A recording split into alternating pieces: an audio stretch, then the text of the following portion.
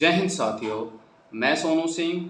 और जो भी लोग यूपीएसआई के बारे में या यूपीएसआई से रिलेटेड या किसी भी एग्ज़ाम में धांधली के खिलाफ आवाज़ उठा रहे हैं, तो उनका आपको साथ देना चाहिए, क्योंकि किसी में ना किसी में तो हिम्मत है जो धांधली के खिलाफ आवाज़ उठा रहा है।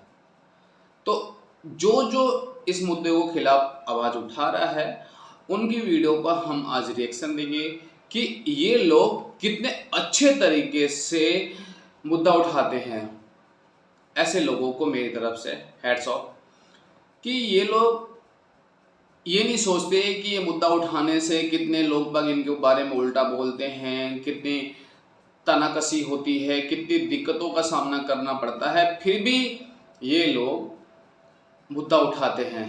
तो आज हम देखने वाले हैं सरकारी पाठशाला की कुछ क्लिपें जो आपको अच्छे तरीके से समझाया गया है, अच्छे तरीके से मुद्दे को उठाया गया है कि वो मुद्दा क्या है, आपको क्या करना चाहिए, कितनी सटीक जानकारी मिलती है, आपको घर बैठे बैठे कितनी सही और अच्छे तरीके से समझा दिया जाता है। तो इन सब चीज़ों को हम डिस्कस करेंगे। चलिए देखते हैं वीडियो।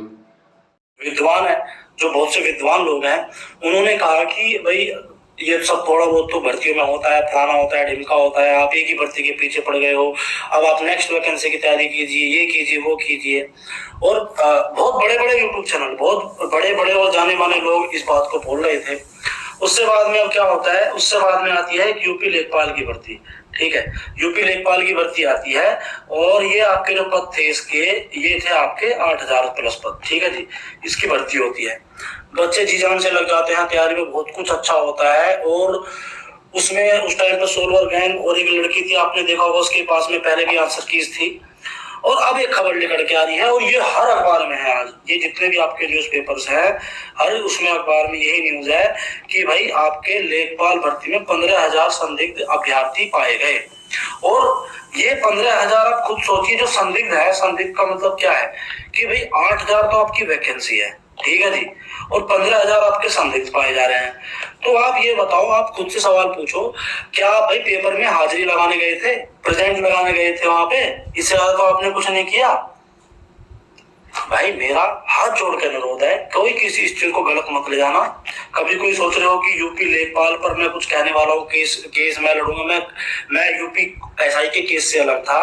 मैंने कभी यूपीएसआई कोर्ट केस के नाम से पैसा नहीं लिया, ना ही मैं लड़ता हूँ केस, और मैं यूपी लेखपाल पर भी नहीं लूंगा। पर मेरी आप एक चीज बताइए बात कि भाई गलत के खिलाफ आवाज उठाना क्या सही नहीं है क्या?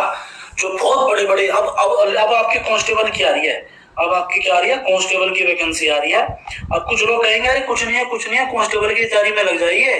अब कांस्टेबल में भी अगर ये चीजें सामने आ गई तो आप एक बात बताओ, क्या रह जाएगा?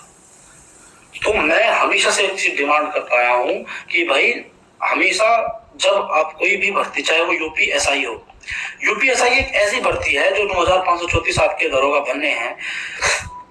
अब इसका मामला कोर्ट में है। रिजोइंडर जो सबमिट हुआ है, जो भर्ती बोर्ड ने काउंट कर दिया, एनसीईआरटी कंपनी ने काउंट कर दिया, 37 हो गया, 45 हो गया, इन दोनों के रिजोइंडर सबमिट हो चुके हैं।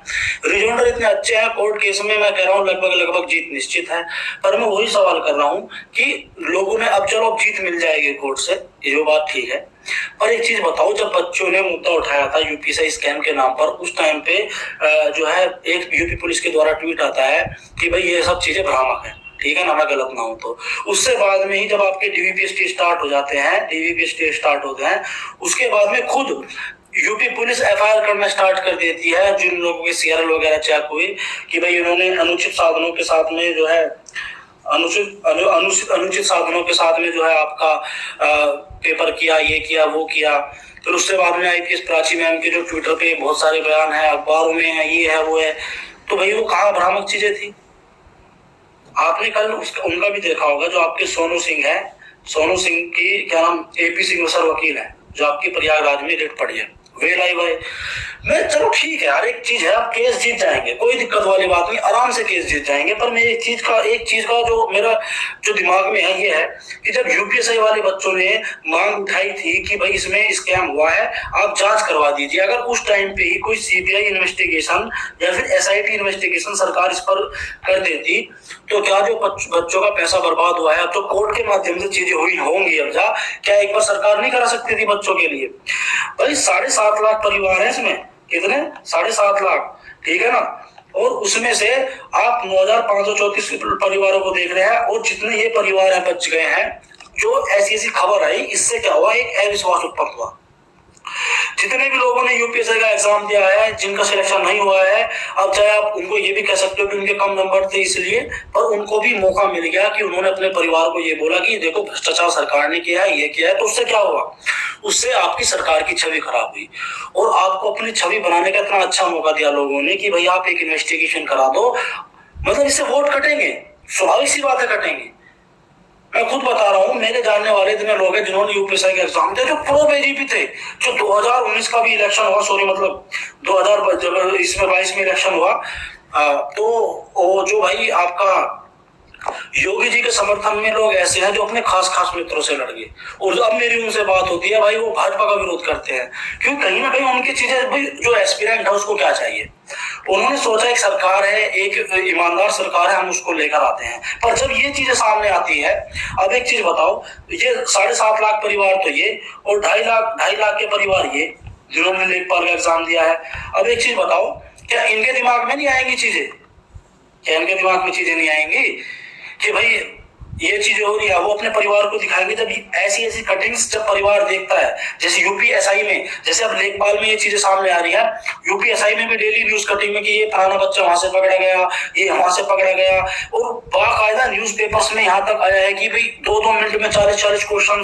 तो लोगों ने अपने जिनका सिलेक्शन नहीं हुआ, उन्होंने अपने परिवार वालों को दिखाया कि भाई देखो हमारी गलती कहाँ थी, और वाकई भी गलती नहीं थी। आप एक जांच करा देते साहब, सीबीआई इन्वेस्टिगेशन करा देते, एसआईटी करा देते, जो जांच के आदेश आते उसके बाद में ये था कि जो थोड़ा विरोध था उसका अंत जाता, जो बच्चे कोर्ट गए उनका भी पैसा बच जाता। ये चीजें आ रही हैं सामने।